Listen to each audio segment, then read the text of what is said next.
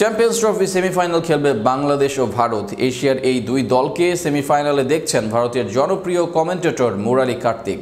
Bowling batting দুই দিকে বাংলাদেশ একটু একটু করে ভয়ঙ্কর হয়ে উঠছে। বোলিংয়ে পেসারদের আধিপত্য আর রিশাদ মিরাজদের ঘূর্ণি বাংলাদেশকে সেমিফাইনালে যেতে সহযোগিতা করবে। বিস্তারিত থাকছে প্রতিবেদনে। ভারতের সাবেক স্পিনার মুরালী কার্তিক চ্যাম্পিয়ন্স ট্রফিতে 2025-এ বাংলাদেশকে বেশ ভালোভাবে মূল্যায়ন করেছেন। তিনি বাংলাদেশকে ডার্ক হর্স হিসেবে উল্লেখ করেছেন এবং সেমিফাইনালে ভারতের সঙ্গে বাংলাদেশকেও দেখছেন। তার মতে গ্রুপ এতে ভারত ও বাংলাদেশ এবং গ্রুপ বিতে দক্ষিণ আফ্রিকা ও অস্ট্রেলিয়া সেমিফাইনাল পর্যন্ত পৌঁছবে।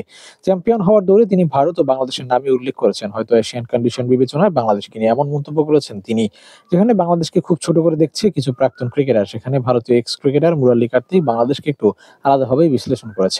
সম্ভাবনার কথা চিন্তা করলে বাংলাদেশকে ওয়ানডেতে ফেলে দেওয়া যায় না। একদিক থেকে চিন্তা করলে বাংলাদেশ গত চ্যাম্পিয়ন্স ট্রফির সেমিফাইনালের দল, সেক্ষেত্রে তাদের ফাইট দেওয়ার মতো একটা অভিজ্ঞতাও রয়েছে।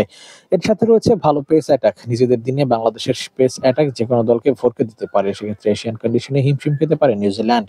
ব্যাটিং অভিজ্ঞতাকে পুরোপুরি কাজে লাগাতে পারলে মুরালী কার্তিকের মন্তব্যের বাস্তব প্রতিফলন ঘটতে পারে।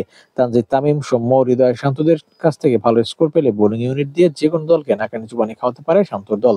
তবে সাম্প্রতিক পারফরমেন্স কিছুটা মলিন। নিজেদের আত্মবিশ্বাসকে কাজে লাগিয়ে পারফরমেন্সের গ্রাফটা উপরের দিকে নিয়ে যেতে পারেন বাংলাদেশ দল। তবে এর জন্য ভারতের বিপক্ষে প্রথম ম্যাচে জয় পাওয়াটা গুরুত্বপূর্ণ।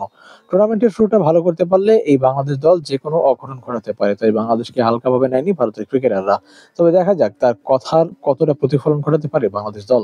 এমন মন্তব্যের পর নিজেদের কাঁধে দায়িত্ব পেরেছে বহু গুণ।